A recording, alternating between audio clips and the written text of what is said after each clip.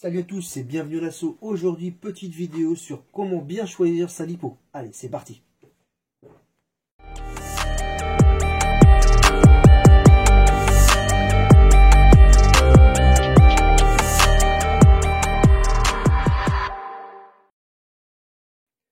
Bonjour à tous. Aujourd'hui, je vous donne quelques informations concernant le lipo, lithium polymère. Que l'on soit en débutant ou en expert, on n'utilise pas forcément les mêmes lipos. Il existe deux types de lipos. Les lipos version souple et les lipos version coque dure, hard case. L'avantage du hard case, c'est qu'elle protège mieux contre les chocs les cellules. Donc, qu'est-ce qu'une cellule? Dans une lipo, par exemple ici 2S, il y a 2 cellules. 3S, il y a 3 cellules. 4S, il y a 4 cellules, etc. Donc là, on parle bien de lipo 2S. Donc je reviens sur les lipos souples. Les lipos souples sont généralement utilisés en drone, en hélicoptère ou en petit RC par exemple. C'est des lipos qu'on trouve partout, qui ne sont pas forcément bien chères. Elles sont généralement pré-câblées comme celle-ci, donc après avec différents types de prises. Déjà pour les prises, je reviendrai tout à l'heure, je vous montrerai quel type de prise on a. Ensuite, on a la prise équilibrage. La prise équilibrage, elle sert à équilibrer vos cellules pour éviter qu'il y ait une perte de voltage entre les deux et qu'au fur et à mesure que votre lipo perd en puissance, etc. Donc très important, quand vous chargez votre lipo, pensez à la mettre en équilibrage et le brancher directement cette prise-là sur la platine pour éviter justement la perte de voltage entre deux cellules. Et ça permet aussi d'améliorer la durée de vie de votre lipo. Concernant les lipos hard case, donc la version short, parce qu'aussi il existe des versions plus longues, les versions normales on appelle ça, qui aussi peut être câblée, déjà pré-câblée, comme celle-ci. L'avantage c'est qu'on peut utiliser différentes longueurs de câble, donc en fonction de où est placé votre lipo sur votre châssis, on peut le faire. Ça c'est très bien.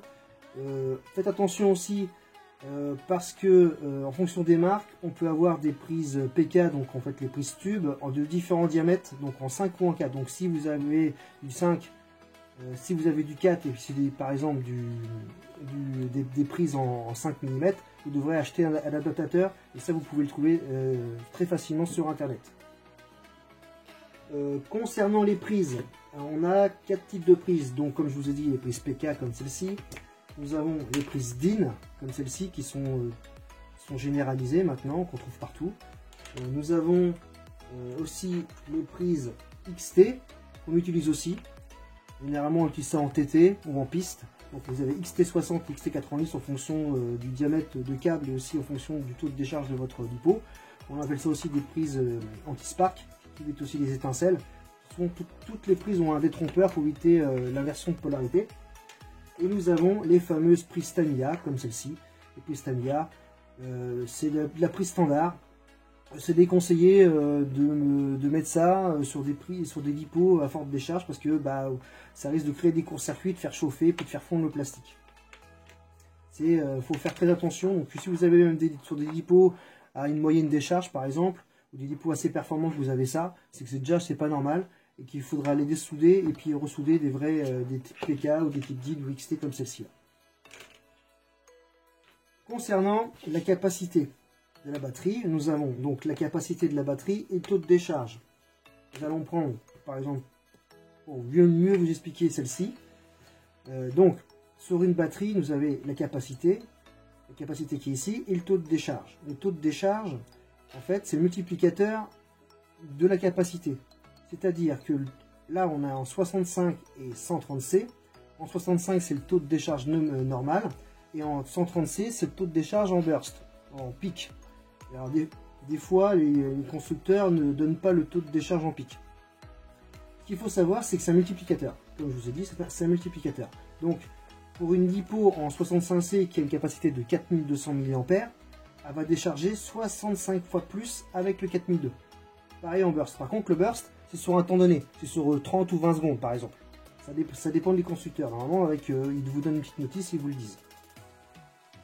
Donc pour faire simple, la batterie c'est un réservoir d'énergie et on a une certaine capacité. Et cette capacité-là, c'est en fonction de ce qu'on veut s'en servir. En fonction du type de voiture qu'on a ou de type de compétition, etc. qu'on a.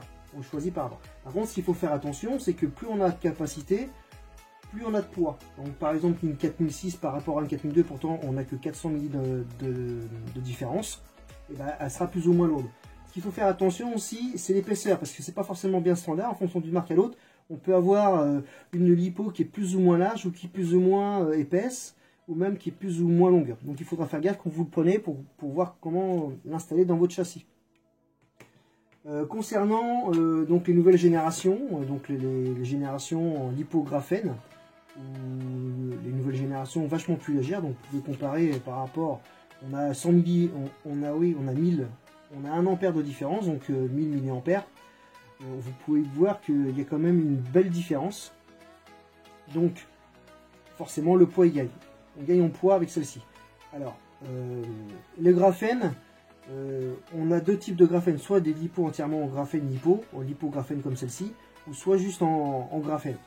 Donc en graphène elles sont en version HV, donc en 7,6 au lieu de 7,4. Donc ce qui change, c'est que votre lipo en HV va avoir plus de puissance et un peu plus d'autonomie. Là en fait c'est du lipo graphène, donc avec un composant graphène qui permet d'avoir plus d'intensité, bien qu'elle soit en 7,4.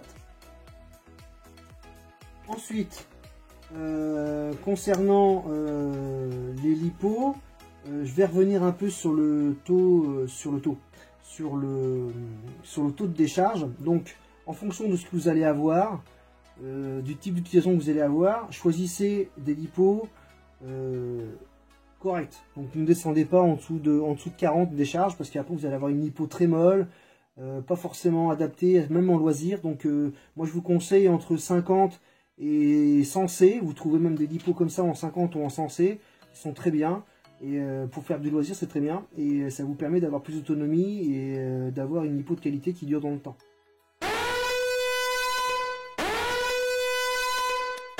Pour finir, je vais revenir sur la charge et la décharge des lipos, qui est très important. Quand vous chargez une lipo ou que vous déchargez une lipo, il est important d'avoir un sac de charge. Comme celui-ci, ça coûte entre 3 et 4 euros. C'est pas très cher et ça peut sauver pas mal de fois. Donc quand vous chargez une lipo, vous la mettez avec son câble dedans, vous la mettez dedans et vous laissez charger votre lipo. Le sac, il permet qu'en cas d'incendie ou en cas de court-circuit, que ça évite de propager, que ça provoque, ça fasse brûler votre atelier ou votre local, etc. Donc ça c'est très important. Mettez un sac de charge à chaque fois. N'empêche que même quand vous prenez toutes les précautions possibles, on peut avoir des mauvaises surprises. Là je vais vous montrer un exemple. Même en étant à côté de votre chargeur pendant que vous travaillez sur votre établi, etc. Aussi, très important, ne jamais laisser une lipo seule en charge ou en décharge. Toujours rester à côté ou la débrancher et faites ce que vous voulez après, mais rebranchez-la une fois que vous êtes à côté. Ce qui peut se passer, c'est que même si vous êtes à côté, même avec un sac de charge, et ce qui se passe, c'est que la lipo flambe, ou elle flambe, non, elle flambe pas. Disons qu'elle se met en court-circuit et puis elle gonfle et elle s'écarte comme ceci. Donc vous voyez que là, grâce au boîtier dur, ça a permis de ralentir un peu le gonflage de la lipo et ça m'a permis aussi de stopper rapidement la lipo, comme celle-ci. Voilà. Alors ce qui se passe aussi, c'est que quand vous avez des lipos qui sont gonflés, par exemple comme celle-ci, des lipos qui sont gonflés, vous voyez qu'elle est dégonflée, on peut la faire tourner comme on veut, et vous voyez bien là, comme ça, là. Hop, comme ça, vous voyez bien qu'elle est bien gonflée.